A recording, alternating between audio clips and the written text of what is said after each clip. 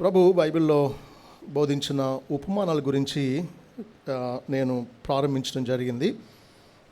ఈ 3 రోజులు కూడా కొన్ని ఉపమానాలు మనం ధ్యానించుకోబోతూ ఉన్నాం. ఉపమానం అంటే భూ సంబంధమైన ఒక వృత్తాంతాన్ని పరసంబంధమైన భావం తెలియజేయడం కోసం ప్రభు వాడడం ఉపమానం. అలాంటి ఉపమానాలు చాలా ఉన్నాయి, మనం కొన్ని ధ్యానించుకుందాం. ఇక్కడ 2 ఉపమానాల గురించి చదువుకున్నాం. పరలోక రాజ్యాన్ని పోల్చాడు. 44వ వచనంలో దాచబడిన ధనంతో పోల్చాడు. 45-6 వచనాల్లో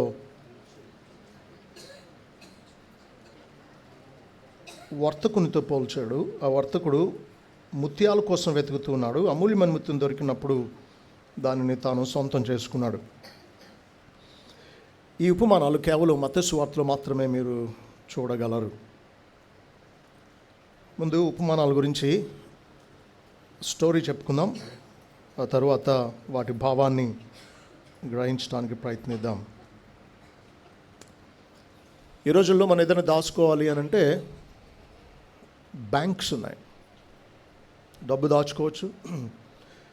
లాకర్లో మీ విలువైన వస్తువులు, డాక్యుమెంట్స్, నోట్ల కట్టలు దాచుకోవచ్చు. ప్రభు భూమి మీద ఉన్న ఆ రోజుల్లో బ్యాంక్స్ లేవు, లాకర్స్ లేవు. కాబట్టి ఒక రబ్బీ అన్నాడు, నీ ఆస్తి భద్రంగా దాచుకోవడానికి భూమే శ్రేష్టమైంది అని. కాబట్టి ఏం చేసేవారు అంటే ఒక పాత్రలో పెట్టాలనుకున్న ముఖ్యమైన వస్తువులన్నీ పెట్టి భూమిలో దాచేవారు. యుద్ధం వచ్చినప్పుడు శత్రువులు కనబడినవన్నీ పట్టుకుపోతారు కదా, ఇవి దాచేయడం వల్ల అవి వారికి సేఫ్గా ఉండేవన్నమాట. అయితే దాచినటువంటి వాడు కానీ యుద్ధంలో చనిపోతే, లేదా శత్రువులు అతన్ని బానిసగా పట్టుకెళ్ళిపోతే, మిగిలిన వారికి ఎవరికి ఆ విషయం చెప్పకపోతే, వారు దాని మీద నిలబడిన ఆ మట్టి కింద దాగి ఉంది ఇంత ధనం అన్న సంగతి వారికి తెలిసేది కాదు. ఆ తర్వాత ఎవరైనా అక్కడ ఏదైనా కట్టుకోవడానికి తవ్వుతూ ఉంటే అవి బయటపడేవి. ఆ ప్రాంతంలో ఎవరు అలా తవ్వకపోతే ఇప్పటికీ చాలా చోట్ల అలాగే ఉండి ఉంటాయి. ఆ రోజుల్లో పద్ధతి ఏంటి అంటే పొలం ఎవరిదో దాంట్లో ఏది దొరికినా వాళ్ళకే చెందుతుంది. ఆఖరికి ఇప్పటికీ మీరు వెస్టర్న్ కంట్రీస్లో మీరు కొనుక్కున్న పొలంలో మీకు ఒకవేళ చమురు బావి దొరికిందనుకోండి, పెట్రోలియం దొరికిందనుకోండి, మీదే అది. గవర్నమెంట్ కట్టాల్సిన ట్యాక్స్ కడతారు, కానీ అది మీ సొంతమే. అందుకనే బంగారు గనులు కూడా అలాస్కాలో లీజీ తీసుకుంటారు చాలామంది. ఆ కాంటెక్స్ట్లో అర్థం చేసుకుందాం. ఒకతను పొలాన్ని కౌలుకు తీసుకున్నాడు. తవ్వుతూ ఉంటే అతనికి లంకి బిందులు అంటాం కదా, ఈ దాచబడిన ధనం దొరికింది. చాలా ఆనందపడ్డాడు. దాన్ని కప్పేశాడు. వెళ్ళి ఆ పొలాన్ని కౌలుకు కాదు నేను కొనుక్కుంటాను అన్నాడు యజమాని దగ్గర. ఈడెవడో పిచ్చోళ్ళ ఉన్నాడు, పనికిరాని ఆ పొలాన్ని కొంటానంటున్నాడని చెప్పి ఎక్కువ రేటే చెప్పుండి ఉంటాడు. బేరం ఆడకుండా నేను కొనేసుకుంటాను అని ఉంటాడు. ఇంటికి వెళ్ళాడు, తనకున్నవన్నిటినీ అమ్మేశాడు. తాత ముత్తాతల దగ్గర నుంచి వచ్చినటువంటి ఇల్లు, లేకపోతే పొలమో, లేకపోతే ఇంట్లో ఉండే ఆఖరికి పడుకోవడానికి అవసరమైన మంచంతో పాటు అమ్మేసి ఉంటాడు. అంతా అమ్మేస్తే పొలానికి కొనడానికి కావాల్సినంత సొమ్ము సమకూర్చుకున్నాడు. ఇతను మోసగాడు కాదు. ఎందుకు? కొనకుండా తీసేసుకోవాలా, అది దొంగతనం అవుతుంది. అంతేకాదు, కొనటానికి కూడా కొంత తీసుకోవాలి. దాంట్లో తన సొంతది అమ్మి పొలాన్ని కొనేసుకున్నాడు. కొనుక్కున్న తర్వాత అది తనదైన తర్వాత వెళ్ళి తవ్వుకుని తెచ్చుకుని అనుభవించడం మొదలుపెట్టాడు. పరలోక రాజ్యం ఇలాంటిది అన్నాడు. దాచబడింది అంటే పైకి కనబడి అంతరంగంలో పాపాలు క్షమింపబడినటువంటి శాంతి ఇది పైకి కనబడేది కాదు కదా. సహజంగా ప్రజలకు దాచబడినట్టుగానే ఉంది పరలోక రాజ్యం అని. అంటే అర్థం క్రీస్తును నమ్మి కృపచేత రక్షణలో ప్రవేశించడం, పరలోక రాజ్యంలో ప్రవేశించడం. దేవుని రాజ్యం పరలోక రాజ్యం అని చెప్పబడిన ఈ మాట ఎందుకంటే ప్రభువు భూమి మీదకి ప్రత్యక్షంగా వచ్చి పరిపాలిస్తాడు. తరతరాలు కూడా ఆయన రాజుగానే ప్రపంచమంతటిని పరిపాలిస్తాడు. అయితే ప్రస్తుతం ఆయన రాజ్యం దాచబడినట్టుగా ఉంది. ఎందుకంటే ఆయన ఇప్పటికీ రాజే, పరిపాలించేది ఆయన నమ్మిన ప్రజల హృదయాల్లో ప్రభువుగా. ఇది దాచబడింది. అయితే ఎవరైతే కనుగొంటారో వారు సంతోషంతో దాన్ని సొంతం చేసుకోవడానికి ఎంత త్యాగమనే చేస్తారు.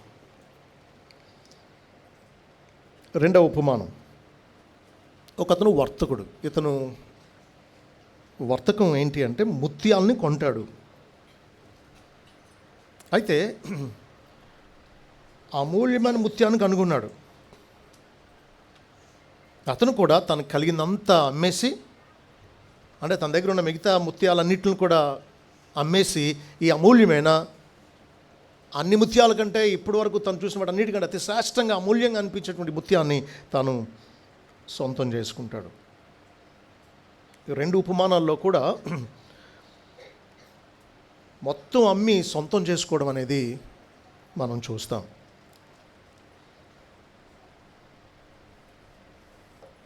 ఇప్పుడు మనం ఈ రెండు ఉపమానాల ద్వారా 7 సంగతులు గమనిద్దాం. 7 observations from these 2 parables. 7 సంగతులు మనం గమనించాలి. మొదటిది, పరలోక రాజ్యం దేవుని కృపచేత క్రీస్తులో మనకు దొరికే రక్షణ భాగ్యం. ఇది వెలకట్టలేనంత అమూల్యమైన. It is priceless or precious.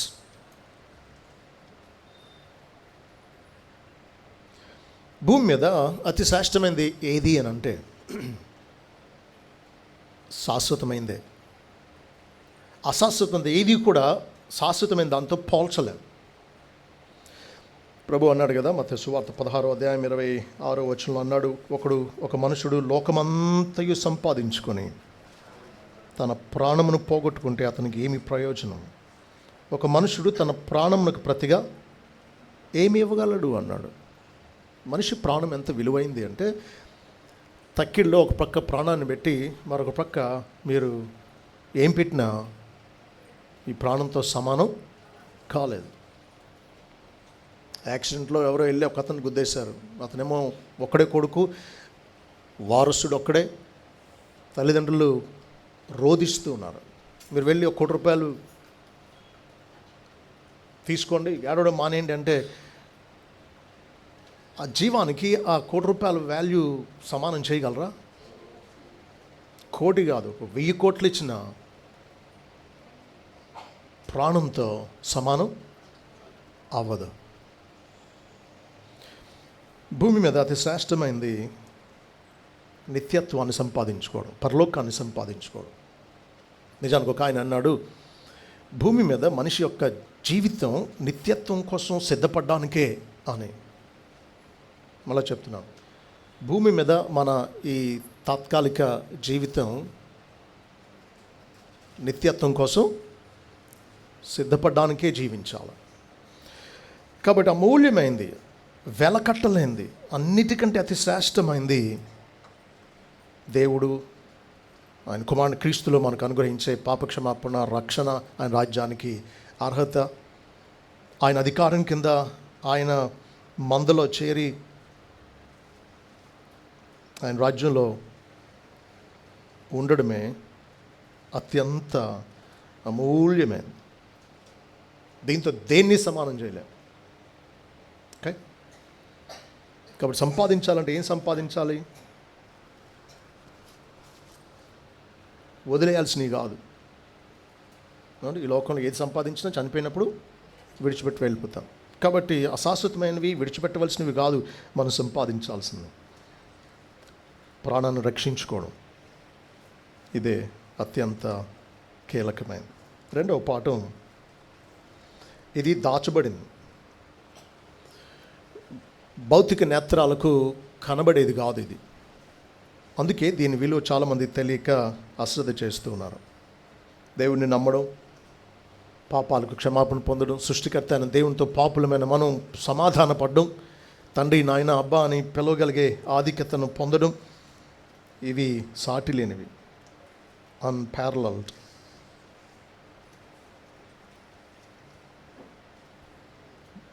దాచబడినంత మాత్రాన దానిని మనం తక్కువ అంచనా వేయడానికి లేదు. మూడవది, పరలోక రాజ్యాన్ని అంటే మళ్ళా చెప్తున్నాను, క్రీస్తును నమ్మి కృపచేత రక్షణలో ప్రవేశించడాన్ని, క్రీస్తు అధికారంలో ఎప్పుడు ఎల్లప్పుడూ బ్రతకడం అనే ఈ పరలోక రాజ్యంగా పిలువబడే ఈ అమూల్యమైన దాన్ని, వెలకట్లేని దాన్ని వ్యక్తిగతంగా సొంతం చేసుకోవాలి. It must be personally appropriated. ఇది సామూహికంగా జరిగేది కాదు. ఎవరికి వారే కొనుక్కోవాలి, ఎవరికి వారే దాన్ని సొంతం చేసుకోవాలి. నాలుగవది, దాచబడిన ధనం దొరికింది, అది దొరికిన సంతోషంతో వెళ్ళి అంటున్నాడు. నిజమైన, శాశ్వతమైన, లోతైన, స్వచ్ఛమైన ఆనందం దేవునిలోనే ఉంది. దాన్ని బట్టే మనం సంతోషించాలి. మళ్ళా చెప్తున్నాం, నిజమైన, స్థిరమైన లేదా స్వచ్ఛమైన, శాశ్వతమైన ఆనందం దేవునిలోనే ఉంది, దేవుని విషయాల్లోనే ఉంది. ఐదవది,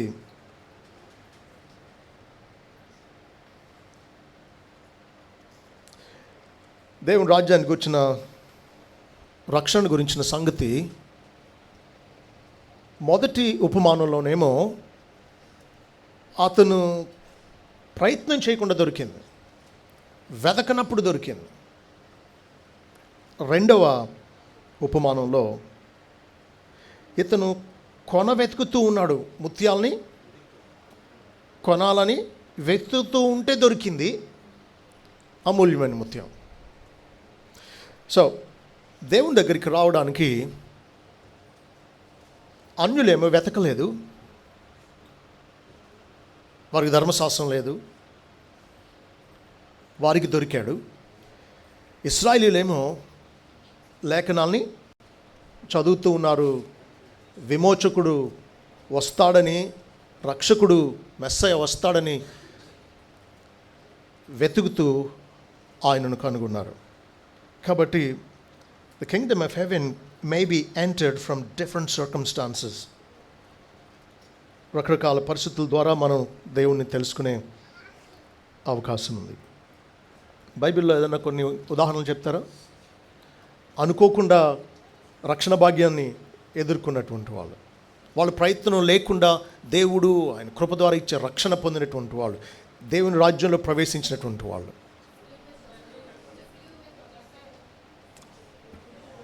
ఓకే, సులువు మీద దొంగ. ఓకే, ప్రభు అక్కడికక్కడ అతని హృదయాన్ని మార్చాడు. గుడ్.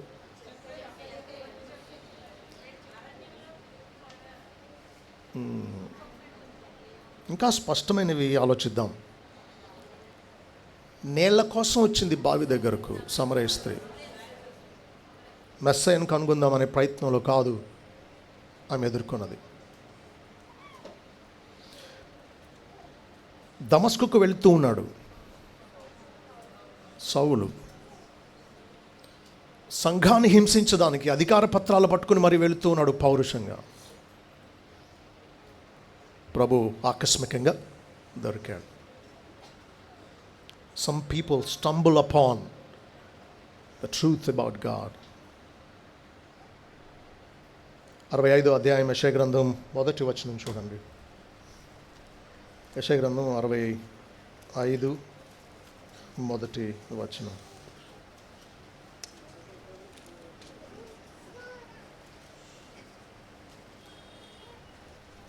నా యొద్ద విచారణ చేయని వారిని నా దర్శనమునకు రానిచ్చితిని, నన్ను వెదకని వారికి నేను దొరికితిని. నేనున్నాను, ఇదిగో నేనున్నాను అని నా పేరు పెట్టబడని జన్మతో చెప్పుచున్నాను. వీళ్ళు కొంతమంది అలాగే వచ్చి ఉంటారేమో కదా. మీకు అనుకోకుండా, మీరు వెతకకుండా దేవుడు ఎవరో ఒక వ్యక్తిని మీ దగ్గరకు పంపించి సువార్త చెప్పడం ద్వారా మీరు ప్రభుని తెలుసుకుని ఉండవచ్చు. అయితే ప్రయత్నం చేస్తూ సత్యాన్ని అన్వేషిస్తున్న ఈ నేపథ్యంలో సత్యాన్ని, రక్షణ గురించిన, క్రీస్తులో దొరికే రక్షణ గురించిన సత్యాన్ని తెలుసుకున్నటువంటి వారి గురించి చెప్తారా? ఓకే. ఇథియోపియా ఆర్థిక మంత్రి యెరూషలేం పట్టణానికి వచ్చాడు. దేవుని ఆరాధించడానికే వచ్చాడు. అక్కడ డబ్బున్నవాడు కాబట్టి యెషయా గ్రంథం యొక్క గ్రంథపు చుట్ట కొని ఉంటాడు. కాబట్టి తాను వెతుకుతూ ఉన్నాడు. దేవుడు ఫిలిప్ను పంపించి తను చదివేది తనకు అర్థం కానప్పుడు భక్తుని ద్వారా తను తెలియజేసి రక్షించుకున్నాడు. రోమా శతాధిపతి ఎవరు? కొర్నేలి. అపోస్తలుల కార్యాలు 10వ అధ్యాయం. అతడు యూదా మతాన్ని అవలంబించాడు.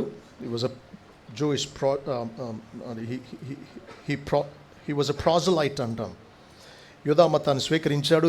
దేవుని వెతుకుతూ ఉన్నాడు. ప్రార్థనలు, ధర్మకార్యాలు చేస్తూ ఉన్నాడు. యేసుక్రీస్తు గురించి తెలియదు, కానీ దేవుని పట్ల యూదా మతస్థులు చూపించే ఆ నిష్టను అలవర్చుకున్నాడు. తాను చేసే ప్రయత్నంలో దేవుడు పేతుని పంపించు, ఏ మాటల చేత మీరు రక్షణ పొందుతారో ఆ మాటలు అతడు చెబుతాడు అని దర్శనంలో చెప్పాడు. అలాగే ప్రభువుని తెలుసుకున్నాడు.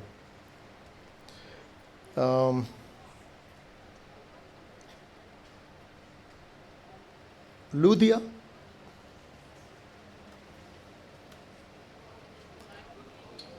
ప్రార్థనా కూడికకు వెళ్ళింది. అక్కడ పౌలు వాక్యం చెబుతూ ఉంటే ప్రభు ఆమె హృదయాన్ని తెరిచాడు. వాక్యమందు లక్ష్యం ఉంచింది, రక్షింపబడి బాప్తిసం తీసుకుంది. బెరియా సంఘస్థులు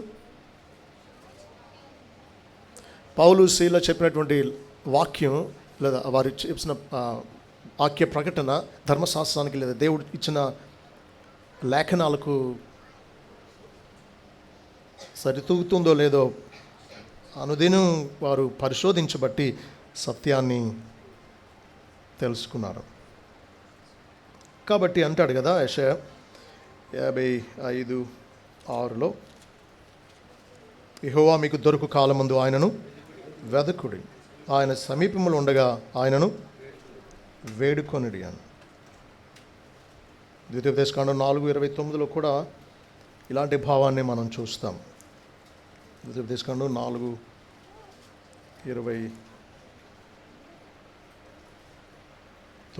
అయితే అక్కడి నుండి నీ దేవుడైన యెహోవాను మీరు వెదకిన ఎడల నీ పూర్ణ హృదయంతోనూ నీ పూర్ణాత్మతోనూ వెదకున్నప్పుడు ఆయన నీకు ప్రత్యక్షమగును అని. ఇర్మియా 29:13.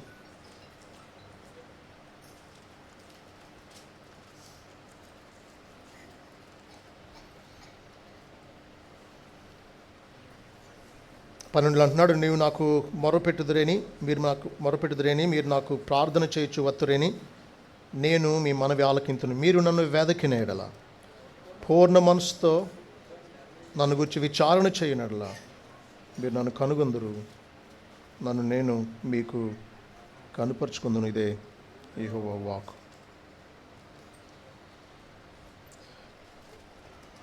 కాబట్టి అందరూ ఒకే పద్ధతిలో రక్షణ పొందాలి అని మనం అనుకోవడానికి లేదు. దేవుడు తన సార్వభౌమ అధికారంతో ఎలాగైనా రక్షిస్తాడు.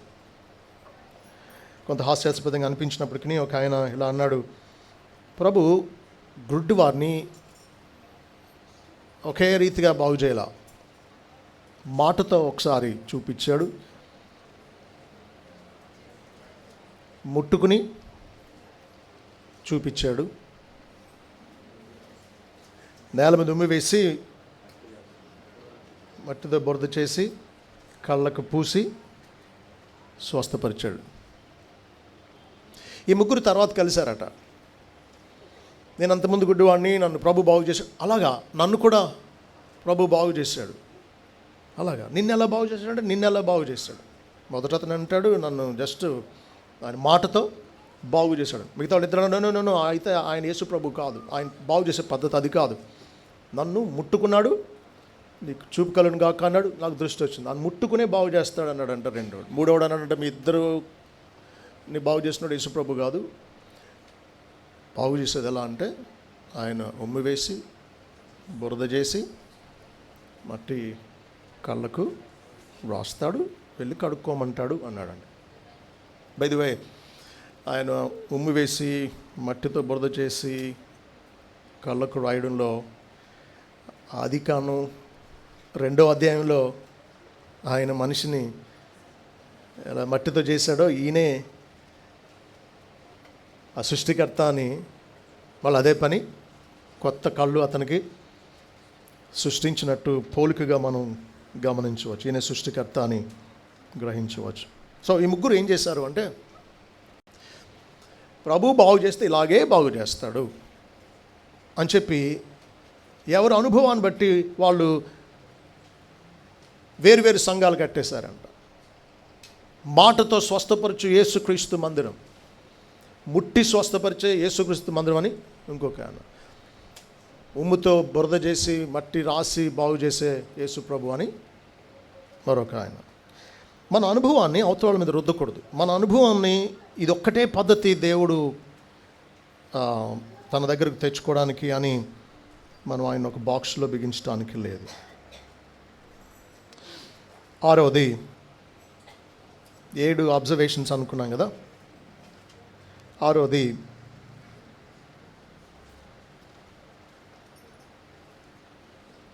కొనుక్కోవాలి. పరలోక రాజ్య అర్హతను, క్రీస్తులో ఆయన కృపచేత ఇచ్చే రక్షణలో ప్రవేశాన్ని ఏం చేయాలి? కొనుక్కోవాలి. వీళ్ళిద్దరు ఏం చేశారు? వెళ్ళి తనకు కలిగినదంతా అమ్మి పొలాన్ని కొనుక్కున్నాడు. అలాగే ముత్యాలు వెతుకుతున్న వాడు కూడా అమూల్యమైన ముత్యాన్ని కనుగొని దానికోసం తనకున్నదంతా అమ్మి తను కోరిన విలువైన ముత్యాన్ని సొంతం చేసుకున్నాడు. ఇప్పుడు మనం కూడా ఏం చేయాలి చెప్పండి? కొనుక్కోవాలి. చాలా చోట్ల మీరు ఈ వచనాలు చూడవచ్చు. బైబిల్ చెప్తూ ఉంది దేవుని దగ్గర కొనుక్కోమని. యెషయా గ్రంథం 55:1 మనకు తెలిసిన వచనమే.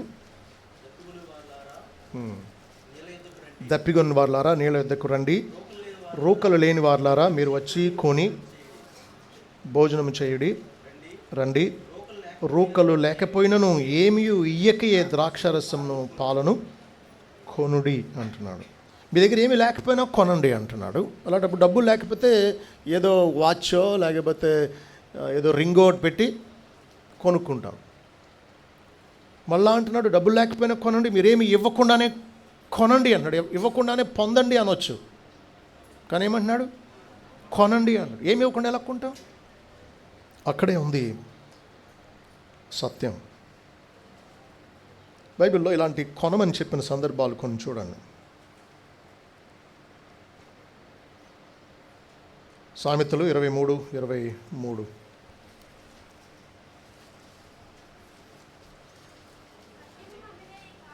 సత్యమును అమ్మివేయక దాని కొని ఉంచుకొను.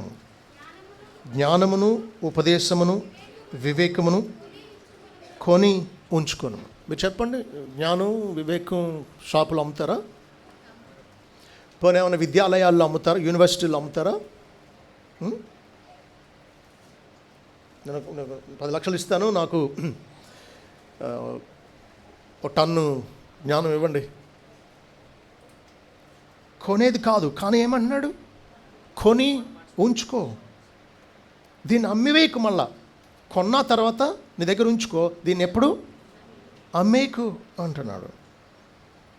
ప్రభువు ఏ మాట అనలేదా కొనుక్కోమని? ప్రకటన గ్రంథం 3వ అధ్యాయం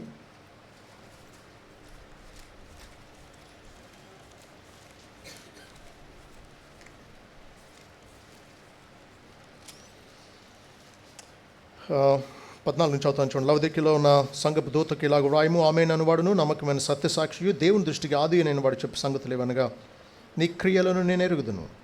నీవు చల్లగానైనను వెచ్చగానైనను లేవు. నీవు చల్లగానైనను వెచ్చగానైనను ఉండిన మేలు. నీవు వెచ్చగానైనను చల్లగానైనను ఉండక నిలువెచ్చనగా ఉన్నావు గనుక నేను నిన్ను నా నోటి నుండి అమ్మివేయ ఉద్దేశించుచున్నాను.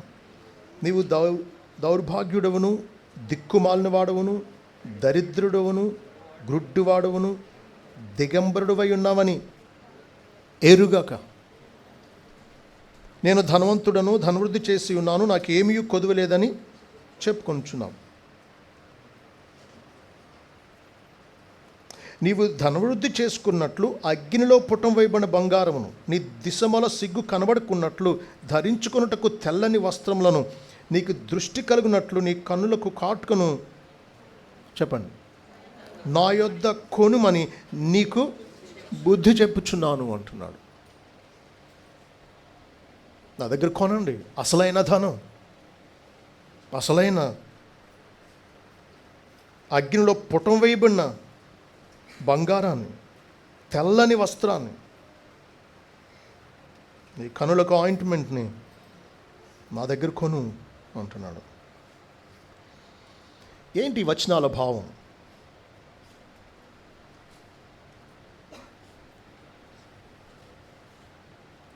చెప్పండి. కొనుక్కోమంటున్నాడు కదా, ఏంటి భావం? ఇక్కడ నువ్వు ఎంతో ఇచ్చి కొనడం లేకపోతే బంగారం వెండి డబ్బు నాకు ఇవ్వు అప్పుడు నేను ఇది నీకు ఇస్తాను అనే భావం కాదు ఇక్కడ. ఈ వచనాల్లో మనం గమనిస్తే కొనమండంలో అర్థం ఏంటి అంటే దానిని నీ సొంతం చేసుకో. Secure it for your self personally. దాన్ని సొంతం చేసుకోవడం అన్నమాట. అలా సొంతం చేసుకోవడానికి దాని విలువ గుర్తిస్తే దానికోసం ఎంత త్యాగమైనా చేస్తామనే భావం ఇక్కడ ఉంది. మీరు చెప్పండి, అసలు లంకి బిందులు ఎంత విలువైనవి అని చెప్పగలరు? రాజులే శత్రుదేశ సైన్యం వస్తుందని చెప్పి మొత్తం మట్టి కుండల్లోనో లేదా ఇత్తడి వాటిల్లోనో భూమిలో కప్పెట్టేశారు. చాలా సంవత్సరాల తర్వాత మీరు ఏదో కొనేసుకున్నారు దాన్ని. మీకు తవ్వుతూ ఉంటే గుణపాన్ని తగులుతూ ఉన్నాయి, చాలా చోట్ల చాలా ఉన్నాయి. దాంట్లో ఉండే వజ్రాలు లేకపోతే బంగారంకు మించినటువంటివి అండి, రత్నాలు, డైమండ్స్ ఉన్నాయనుకోండి. ఒకటి అమ్మితేనే ఒక 450 కోట్లు అన్నారనుకోండి. అలాంటి ఎన్నో ఉన్నాయనుకోండి. దాన్ని సొంతం చేసుకోవడానికి మీరు ఏమైనా ఆలోచిస్తారా? మా నాన్నగారు ఇచ్చిన స్థలం, లేకపోతే మా అమ్మమ్మ పెళ్లిలో పెట్టుకున్న ఉంగరం నాకు దాకా వచ్చింది, ఇది చాలా విలువైంది, చిన్నదాన్ని అమ్మడానికి అంత సంపాదించుకోవడానికి ఆలోచిస్తారా? తనకు కలిగినదంతయు అమ్మి, ఆ మాటల భావం గమనించండి. తనకు కలిగిన అంతయు అమ్మి. ఎందుకు? సంపాదించుకోబోయేది అంత విలువైంది కాబట్టి ఇక్కడ భావం ఏంటి అంటే యేసుక్రీస్తు దేవుడు అనుగ్రహించే దేవునితో సమాధానం, పాప క్షమాపణ, ఆయన బిడ్డలయ్యే భాగ్యం, దీని విలువ తెలిస్తే దానికోసం నువ్వు ఎంత త్యాగమైనా చేస్తావు. దేన్నైనా కాదనుకుంటాం. అందుకే కదా ప్రభు మత్తయి సువార్త 5వ అధ్యాయంలో 29-30 వచనాలు అన్నాడు, నీ కుడికి నిన్ను అభ్యంతరపరిస్తే పెరికి యొద్ద నుంచి పారవే, నీ కుడి చెయ్యిని అభ్యంతరపరిస్తే నరికి యొద్ద నుంచి పారవే, నీ కుడికాలుని అభ్యంతరపరిస్తే నరికి యొద్ద నుంచి పారవే.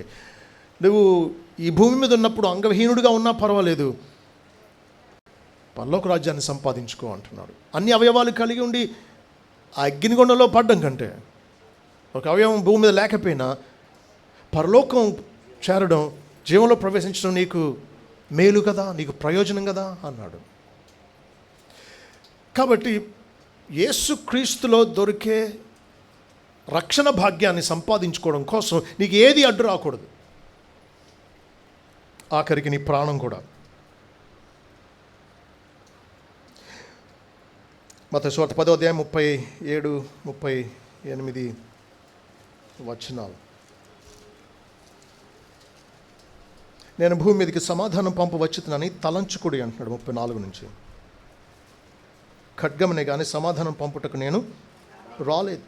ఒక మనుషునికి వాని తండ్రికిని, కుమార్తెకును ఆమె తల్లికిని, కోడలికిని ఆమె అత్తకును విరోధము పెట్టవచ్చును. ఒక మనుషుని ఇంటి వారి అతనికి శత్రువులగదు. మీరు చెప్పండి, యేసు ప్రభు సమాధానాన్ని తెచ్చాడా, ఖడ్గాన్ని తెచ్చాడా? ఏమండి,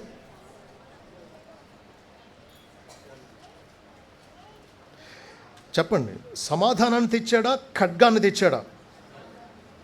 సమాధానపరచడానికి వచ్చాడా, విరోధం పెట్టవచ్చాడా? చాలా తప్పు, మీరు బైబిల్కి వ్యతిరేకంగా మాట్లాడుతున్నారు. ప్రభు చాలా స్పష్టంగా అన్నాడండి ఇక్కడ. ఏమన్నాడు? నేను భూమి మీదకి సమాధానం పంపవచ్చునని తలంచకుడి, ఖడ్గమునే కానీ సమాధానముని పంపుటకు నేను రాలేదు అన్నాడు.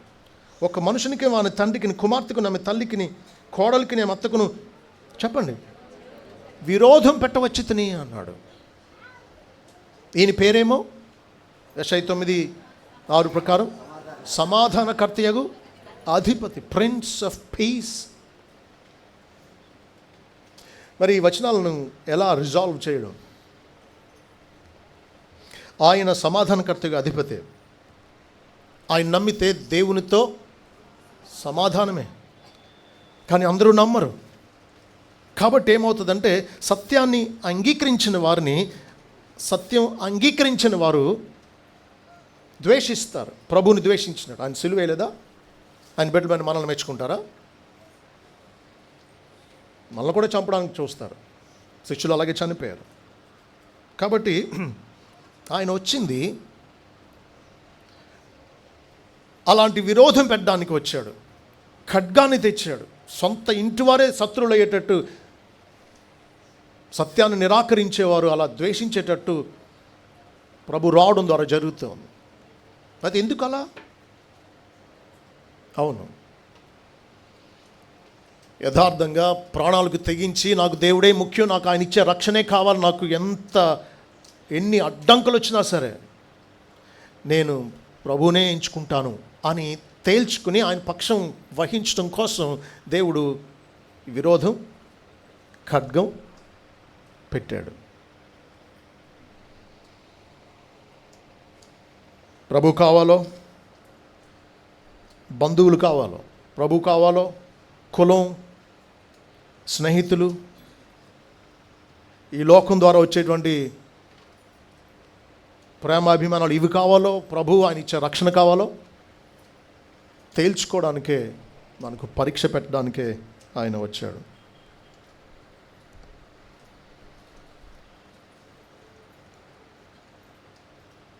నిజానికి విరోధం మనం ఆయన పక్షపు వారు అనడానికి, తేల్చుకోవడానికి ప్రభు పెట్టిన పరీక్ష లాంటిది. చాలా కష్టం ఈ వచనాన్ని సరిగా అర్థం చేసుకోవడం. మత్తయి 11:12 అన్నాడు, బాప్తిస్మిచ్చు యోహాను దినములు మొదలుకొని ఇప్పటి వరకు పరలోక రాజ్యము బలాత్కారంగా పట్టుబడుచున్నది, బలాత్కారులు దాన్ని ఆక్రమించుకుంటున్నారు అని.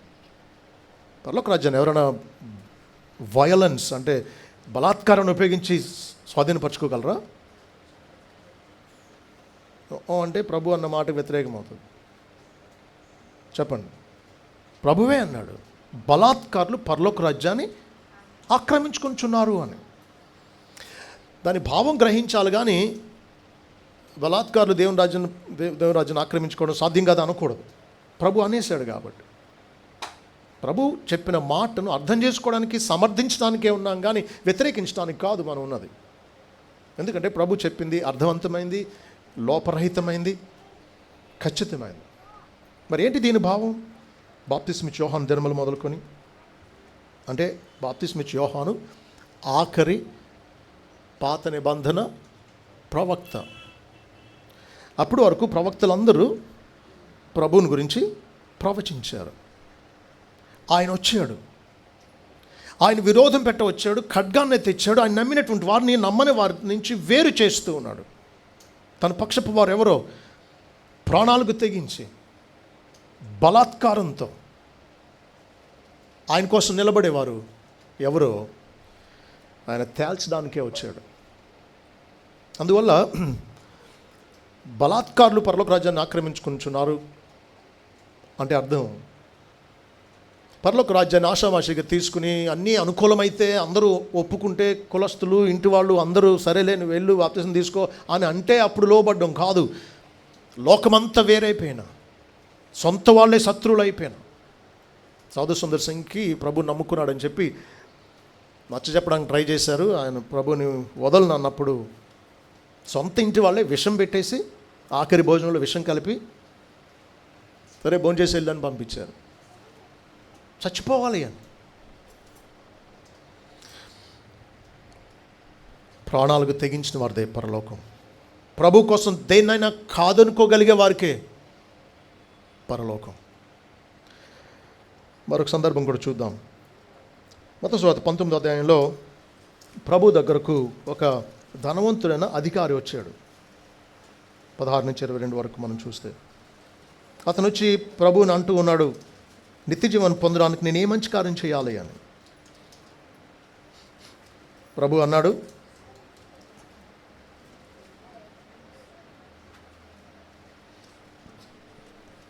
నువ్వు నన్ను సద్బోధకుడు అంటున్నావు, దేవుడు ఒక్కడే మంచివాడు అన్నాడు. అంటే అర్థం ఏంటో తెలుసా? దేవుడు ఒక్కడే మంచివాడు, మిగతా వాళ్ళందరూ మనుషులందరూ పాపులం. మంచివాడు అనాలి అంటే ఇన్హెరెంట్గా, స్వాభావికంగా ఏ పాపం లేని దేవుడు ఒక్కడే మంచివాడు. కాబట్టి యేసు ప్రభుని మంచివాడు అని అనాలి అంటే ఆయనను దేవుడు అని అంగీకరించాలి. నువ్వు దానికి సిద్ధమేనా అన్నాడు. అని ఆజ్ఞలు గైకో అన్నాడు. కావాలని 10 ఆజ్ఞల్లో 2 భాగాలు కదా. మొదటి 4 దేవుని వైపు మనం ఎలా ఉండాలి అనేది, మిగతా 6 మనుషులు పట్ల ఎలా ఉండాలి అని కదా. God word commandments, man word commandments అంటాం కదా. కేవలం ఈ హారిజాంటల్ రిలేషన్షిప్ని సూచించే ఈ ఆజ్ఞలే చెప్పాడు. మొదటి 4 ప్రస్తావించలా. వీటన్నిటి నేను బాల్యం నుండి అనుసరిస్తూనే ఉన్నాను అన్నాడు. నీకు ఒకటి కొద్దుగా ఉంది అన్నాడు. అసలు దేవుడే లేడు అతని జీవితంలో. దేవుని పట్ల ఉండవలసిన రీతిలో అతను ఉండట్లేదు. తోటి వాళ్ళ విషయంలో మంచిగా ఉంటే, కొంచెం భక్తిగా, నీతిగా, జాలిగా, ఉపకారిగా ఉంటే చాలు అనుకున్నాడు. అది కూడా యథార్థంగా చేయట్లేదని రుజువు చేయడం కోసం, నీ పొరుగు వాడిని ప్రేమిస్తాను అంటున్నావు కదా, అయితే వెళ్ళి అమ్మేసి వాళ్ళకి ఇచ్చేసినా చూద్దాం అన్నాడు. అతడు దేవుణ్ణి నమ్మలేదు, దేవుణ్ణి ప్రేమించలేదు, పొరుగు వారిని ప్రేమించట్లేదు. తాను ప్రేమించుకున్నాడు అన్న సంగతి తాను తిరిగి వెళ్ళిపోవడంలో రుజువు చేశాడు.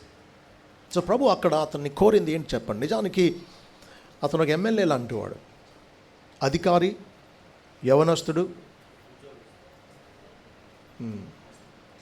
మిగులాస్తిపరుడు. అలాంటోడు మందిరంలో ఉంటే అతన్ని తరపు చాలామందిని తీసుకొస్తాడు. అతని బంధువులు చాలామంది వస్తారు, కులస్తులందరూ నమ్ముకోవచ్చు అని. మనలాంటి వాళ్ళం అయితే అతన్ని నైస్గా, జాగ్రత్తగా డీల్ చేద్దాం. కానీ ప్రభు బాధ్యత కలిగిన వైద్యుడు, రోగి, ఎంత గొప్ప వ్యక్తి అయినా అతనికి క్యాన్సర్ ఉంటే నిర్మోహమాటంగా ఏం చెప్తాడు? క్యాన్సర్ ఉంది, దీనికి ట్రీట్మెంట్ వాడకపోతే ప్రమాదం అనే హెచ్చరిస్తాడు. కాబట్టి ప్రభు దగ్గరికి ధనవంతుడు రానివ్వండి, అధికారి అవనివ్వండి, అతనికి అవసరమైంది దేవుడు అవసరం. మతాన్ని అనుసరిస్తున్నాడు, ధర్మశాస్త్ర క్రియలు చేస్తూ ఉన్నాడు, దేవునితో సంబంధం లేకుండానే. అందుకే నేను వెళ్ళి నీకు నాకు అడ్డుగా ఉండే ఈ డబ్బును వదిలించుకుని రా అన్నాడు. నన్నే నీ స్వాస్థ్యంగా, నన్నే నీ సమస్తంగా ఎంచి, నా ఒక్కడనే నీకున్న ఆస్తి అంతటికంటే విలువైన వాడిగా ఎంచి నన్ను వెంబడించు అన్నాడు. అతనికి దేవుడు అక్కర్లేదు, ఆయన ఇచ్చే నిత్య జీవం కూడా అక్కర్లేదు. ఏం కావాలని రుజువు చేశాడు ఆఖరికి? తన ఆస్తే తనకి ముఖ్యం. ప్రభు విలువ అర్థం కాలేదన్నమాట.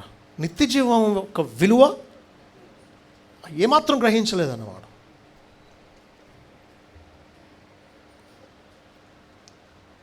పౌలు అంటున్నాడు ఫిలిప్పీ 3లో, తాను యూదా మత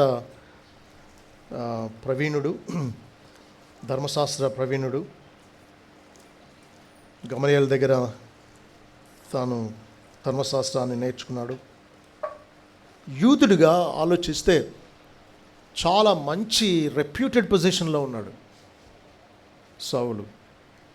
కానీ అంటున్నాడు 3, 7, 8, 9 వచనాలు, అయినను నాకు ఏవేవి లాభకరములై ఉండనో వాటిని క్రీస్తు నిమిత్తము నష్టంగా ఎంచుకుంటుంది. నిశ్చయంగా నా ప్రభువైన యేసు క్రీస్తుని గురించిన అతి శ్రేష్టమైన జ్ఞానం నిమిత్తమై సమస్తమును నష్టముగా ఎంచుకొనిచున్నాను. 11 లాస్ట్లో అయితే సమస్తమును నష్టపరుచుకుని వాటిని పెంటతో సమానంగా ఎంచుకొనిచున్నాను. పెంట అంటే మలం అని అర్థం. అలా ఎంచుకుంటున్నాడట. లాభకరం అనుకున్నవి, యూదా మతస్థుడిగా లాభకరం అనుకున్నవి, తనను ఒక మంచి సమాజంలో ఒక ఉన్నతమైన స్థితిలో పెట్టిన లాభకరంగా ఉండేవి, మతపరంగా లాభకరంగా ఉండేవి, సామాజికంగా లాభకరంగా ఉండేవి, వాటిని పెంటతో సమానంగా ఎంచుకుంటున్నాడు. అసలు దాని వైపు చూడ్డు, దాన్ని ఆశించడు. ఎందుకోసం? యేసుక్రీస్తుని గురించిన అతి శ్రేష్టమైన జ్ఞానం సంపాదించుకోవడం కోసం. ప్రభు కోసం నీకున్న సమస్తాన్ని వదులుకోవడానికి ఇష్టపడితేనే నువ్వు ప్రభు యొక్క విలువను గుర్తించినట్లు. క్రీస్తుని ఒక్కనే నమ్మాలి. అదే కొనుక్కోవడం అంటే. చాలా ముత్యాలు ఉన్నాయి, అమూల్యమైన ముత్యం దొరికింది. ఈ చాలా ముత్యాలు అనుకున్నవన్నీ కూడా కాదనుకుంటేనే ఈ ఒక్క ముత్యం సొంతమైంది. కాబట్టి ప్రభు కావాలంటే మిగతా మతాలన్నీ విడిచిపెట్టాలి. ప్రభు కావాలంటే మిగతా దేవతలందరినీ విడిచిపెట్టాలి. ప్రభు కావాలి అంటే నీ పాపం, నీకు ఇష్టమైన పాపాలు, లేకపోతే నువ్వు ఉండలేవు లేకుండా అనుకునే నీ ప్రాణానికి అతి ప్రియమైనది అన్నిటినీ కాదనుకుంటే తప్ప ప్రభువుని నువ్వు సొంతం చేసుకోలేవు. కాబట్టి కొనుక్కోవడం అంటే అర్థమైందా? ప్రభు కోసం కులాన్ని, మతాన్ని, ఈ లోకంలో ఉండే డబ్బును నమ్ముకున్నందుకు నీకు ఎస్సీ రిజర్వేషన్ పోతుందనుకో, ఏం చేయాలి? నాకు ఆయనే ముఖ్యం, నాకు ఉద్యోగం కాదు ముఖ్యం. ఇవన్నీ తాత్కాలికమే కదా. ప్రభు కోసం దేన్నైనా, ఆఖరికి ప్రాణాన్ని కూడా లెక్క చేయకుండా ఆయన వెంబడించాలి. అదే కొనుక్కోవడం అంటే. తనకు కలిగిన సమస్తాన్ని అమ్మి ఆ పొలాన్ని కొన్నాడు, అమూల్యమైన ముత్యాన్ని కొనుక్కున్నాడు. ప్రభు నీకు కావాలి అంటే, ఆయనకు నీకు మధ్య వచ్చే ఏదైనా కాదనుకోగలిగితేనే ఆయన నీ వాడవుతాడు. లేకపోతే నటిస్తున్నావు అంతే. నీకు అటు లోకం, ఇటు ప్రభు, అటు పాపం, ఇటు ప్రభు, ఇవి కావాలనుకునేటువంటి వాళ్ళు 2 రకాలుగా నష్టపోతారు.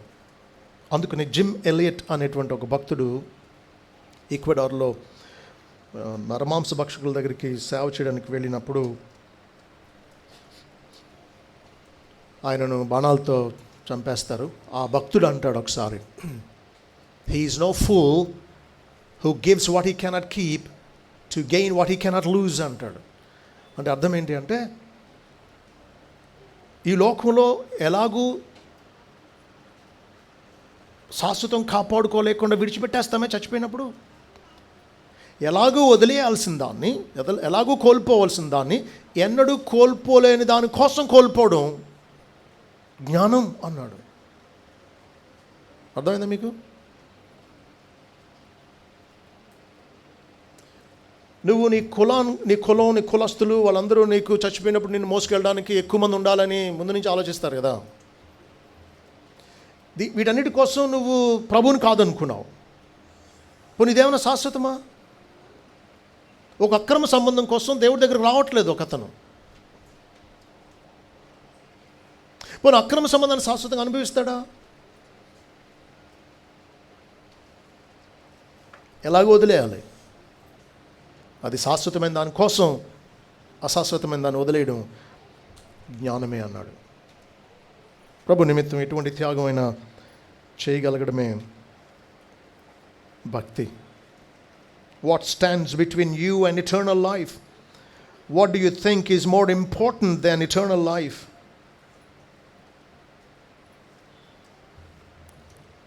ప్రభుని ఆయన ఇచ్చిన నిత్య జీవాన్ని కాదనుకుని ముఖం చెన్నబుచ్చుకుని వెళ్ళిపోయాడే ఈ రిచ్ యంగ్ రూలర్. వాడు దేనికోసమైతే ప్రభుని నిత్యత్వాన్ని కాదనుకుని వెళ్ళాడో వాడికి ఇప్పుడు 2000 సంవత్సరాలు అయింది కదా ఆడు అలా చేసి. ఇప్పుడు ఆడుకున్నది వాడికి ఏ ప్రయోజనం చెప్పండి? అలాగే నీకు ఇప్పుడు ఏదో చూసుకుని ప్రభుని కాదనుకుంటున్నావు. అది ఒక 2000 సంవత్సరాల తర్వాత నీకు ఏ ప్రయోజనం చేస్తుంది చెప్పు?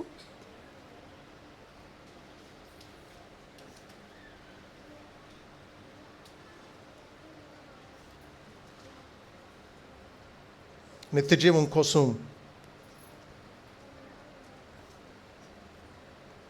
దేన్నైనా కాదనుకోగలగాలి.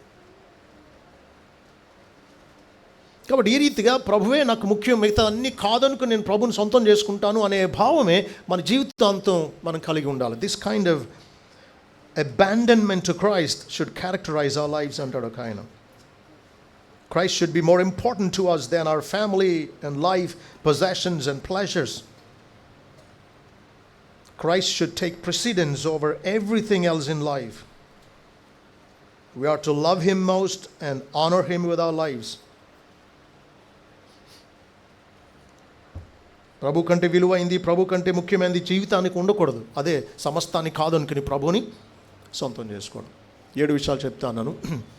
6 లాస్ట్ది నేను చెప్పి ముగిస్తాను. మొదటిది, క్రీస్తును నమ్మి ఆయన కృపచేత రక్షింపబడ్డం అనే ఇలా దేవుని అధికారం కిందకు దేవుని రాజ్యంలో ప్రవేశించడం అనేది వెలకట్టలేనంత గొప్పది. దాంతో సమమైంది ఈ లోకంలో ఏది లేదు. ఇది బయటకు కనబడే బాహ్య సంగతి కాదు, ఇది దాచబడింది. మూడవది,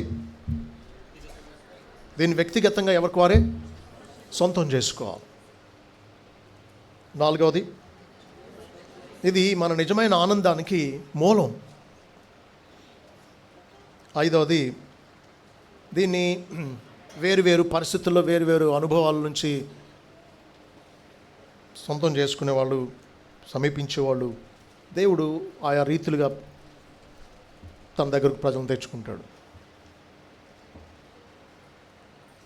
సువార్త అందని కఠినమైన అరబు దేశాల్లో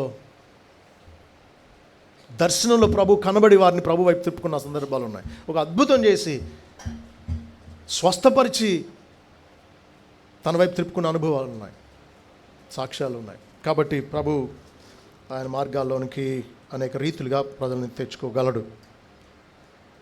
6వది, దేవుడు ఆయన కుమారుని క్రీస్తు ఆయనలో దొరికే కృపలో కలిగే రక్షణ భాగ్యం, దేవునితో సమాధానం, దేవుని బిడ్డలుగా చేయబడ్డం, ఆయన రాజ్యానికి వారసులు అవడం, ఇది ఎంత విలువైంది అంటే దానికోసం దేన్నైనా సులువుగా సంతోషంతో వదులుకోగలిగేటట్టు ఉండాలి. కొనుక్కోవాలి, సొంతం చేసుకోవాలి, దానికోసం ఎంత వెలైనా చెల్లించాలి. 7వది, నాకు చాలా ఇష్టమైన తలంపు ఏంటంటే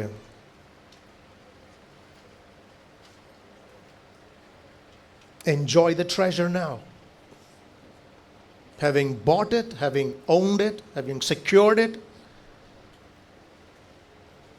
appropriate it, enjoy it, get the most out of it. పొలం కౌలుకు తీసుకున్నాడు, లంకి మీద ఉన్నాయని తెలిసింది, దాచేసి వెళ్ళి అంతా అమ్మేసి కొనుక్కున్నాడు. చాలా ఇదంతా చేసింది ఎందుకు? అనుభవించడానికి కదా. అంత మూల్యమైనది పెట్టుకుని అనుభవించట్లేదు అంటే అతను ఏమనాలి చెప్పండి? అవివేక కాదా? ఇంకా చిరుపైన బట్టలు వేసుకుని, లేకపోతే నొలక మంచం ఒకటి తెచ్చుకుని ఏదో ఒక తాటేకి పందిరి వేసుకుని అక్కడ ఉంటున్నాడు అనుకోండి, ఏది ఇల్లు అమ్మేశాడు కదా, ఏమనాలి అతన్ని? అవివేకి అనాలి కదా. నమ్మింది సృష్టికర్తనా, నమ్మింది నిజమైన దేవున్నా, నమ్మింది జీవితాలు మార్చే రక్షకున్నా. అసలు నీకు దాచబడిన ధనం సంపాదించుకున్న వ్యక్తివేనా? నువ్వు ఆత్మీయంగా చూస్తే నీ పరిస్థితి అలాగుందా? దేవుని స్తుతించడంలో, ఆయన వాక్యాన్ని గ్రహించి దాంట్లో ఆనందించడంలో నీ ఐశ్వర్యం కనబడాలి. నువ్వు సలహా ఇస్తే వాక్యానుసారంగా ఎంతో అమూల్యమైన ప్రజలకు మేలు చేసే వాక్యానుసారమైన హెచ్చరిక ఇవ్వాలి. చెత్త మాట్లాడతావు, ఈ షార్ట్ వీడియోస్ చూసుకుంటే గంటలు గంటలు గడుపుతావు. అందుకని ఒక ఆయన అన్నాడు, if Christianity is a bowl of cherries, what are you doing in the mud అన్నాడు.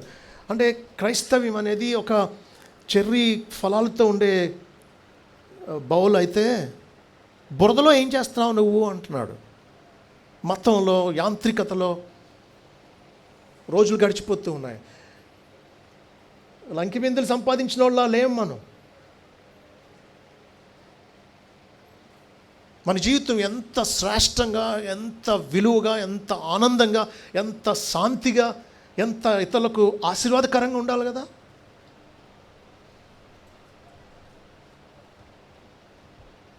మనం చూసి మనమే సిగ్గుపడదాం. ప్రభువుని అనుభవించడం నేర్చుకుందాం, ఆయన సన్నిధిని అనుభవించడం నేర్చుకుందాం. ఆయన వాక్యంలో ఆయన మాట్లాడుతూ ఉంటే, ఆయన తలంపులు ప్రవాహంలాగా ఆయన మనకి అనుగ్రహిస్తూ ఉంటే ఆత్మీయంగా ఐశ్వర్యవంతులుగా ఉందాం.